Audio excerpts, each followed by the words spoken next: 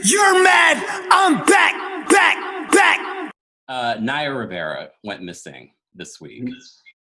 When things like that come up on the news, I know you said you don't really try to take in those sorts of energies. That's different. Okay, so okay. See, I'm glad I'm asking. That's funny that you said that. So when I was a kid, I watched with my family Unsolved Mysteries, right? It was a big deal. Right?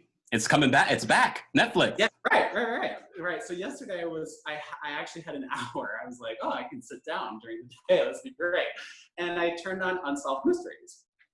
And there would, like, as I'm watching the story, they would show a picture of the person that had disappeared or whatever, right? And so I would just call out to them and just connect with them. And they would, just pop up and into the living room, and I'd say, oh, you are dead, okay. And then I would say, I'm sorry that happened to you. And if I want to go deeper with them, I can. I typically tend not to exercise my energy that way. I just try to honor them and acknowledge that I'm watching their story.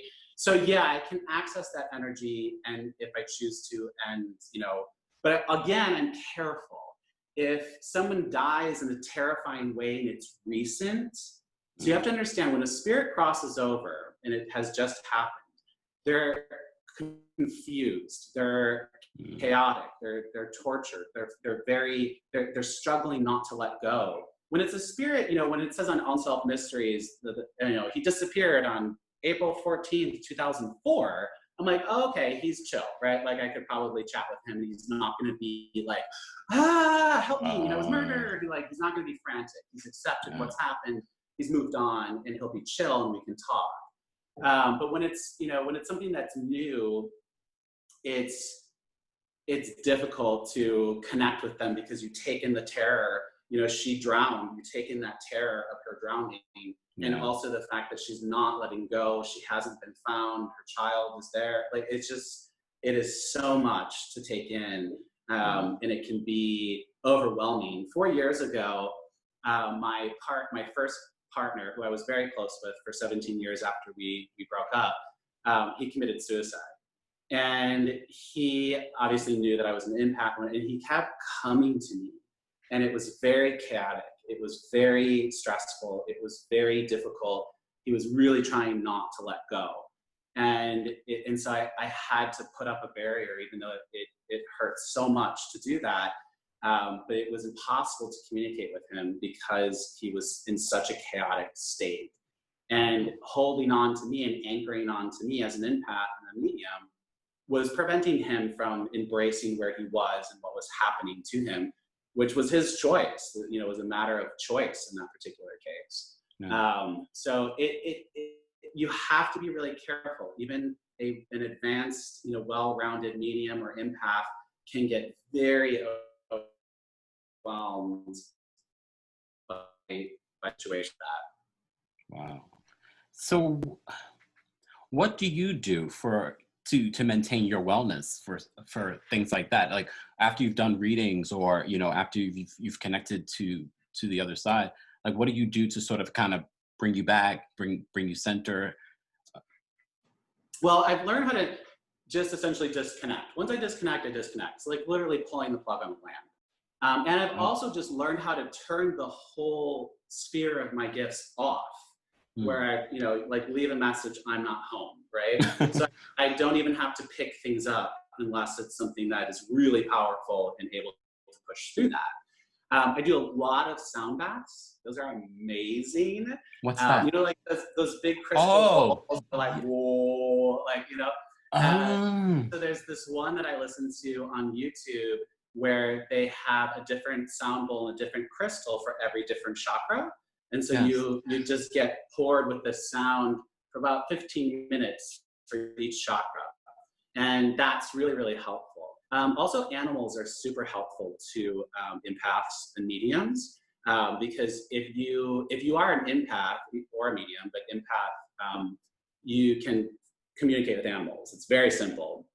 And so you can find a lot of solace with animals, because their mind is very simple, and I don't mean that in a mean way towards them.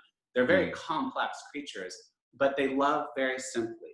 And the main emotion that a a dog feels, unless it's been raised to be an asshole, the main emotion that a normal dog will feel is just love. And so it's very Wow. soothing. Yeah, it's very soothing to lay with them or to go to the park with them. All they really experience, again, unless you've trained your dog to be aggressive, all they really experience is love, joy, happiness. And so when an empath is with them, they're just dumping pure, unconditional love and joy and excitement and happiness to be around you. They're just dumping that into you. It's like taking a shower after you ran 10 miles and you're so hot, you feel like you're gonna pass out. It's like taking a cool shower, jumping into a cool pool. It is such a great way. I also have, so I have a 5-year-old Vishla, and then my partner has corgis. And then I also have a panther chameleon. And he's actually very soothing for me too, because I don't know if you're familiar with panther chameleons. They're tree dwelling. They're the ones that rotate their eyes 360 degrees. Oh. And so they're a tree dwelling lizard, but they move very slow and very purposeful. And Henry is so sweet. He's, again, just nothing but joy and love, but he also has this very like critical side to him. But what he does for me is he slows me down, because empaths are going to take on whatever energy field they're around, especially if they open themselves up to it. The ones that don't have control are just going to take on everything that's coming at them. So I'm going to go hold my very, very slow lizard, and I'm going to open up to his energy field and let that bathe over me. And then he always just slows me down. And so the animals are really the best way. Wow. I think that's, well, I'm loving this conversation. I'm not going to hold you much longer, but my initial intention for having you on the show, before I even knew you were a medium, was to talk about astrology. And I know you mentioned that you use your tarot cards to sort of help direct what you do. And I'm always saying, I'm such a big advocate for letting people know that I feel that astrology is a science. It's not this hokey, make-believe thing that people, because I've seen it in people's, people that are born under a certain sign or whatever it may be. I can literally see that in certain people. Can we talk a little bit about astrology and how it really creates a personality, like moon signs and rising signs and all that? Yes, absolutely. But here's the best way that I can describe it for people who are sort of just like, oh, astrology, it's a whole bunch of hoopla. Okay. The closest orbiting body to the Earth is the moon, right? The moon's gravitational pull is so strong that it literally pulls the water from the oceans up towards it. It creates the waves, right? That's how strong its energy that's pulling on Earth is. Humans are what, 70, 80% water, okay? So the moon's pulling on us. So that's why in astrology, the moon is considered to be your emotional sign, right? So the moon controls your emotions. So I'm a Taurus, my sun sign's a Taurus, but my emotional side, my moon sign is a Scorpio, right? So that's just one body. You've got like several other planets and asteroids and all that things. They're all sending out energy and gravitational pulls, and they all bounce off of Earth.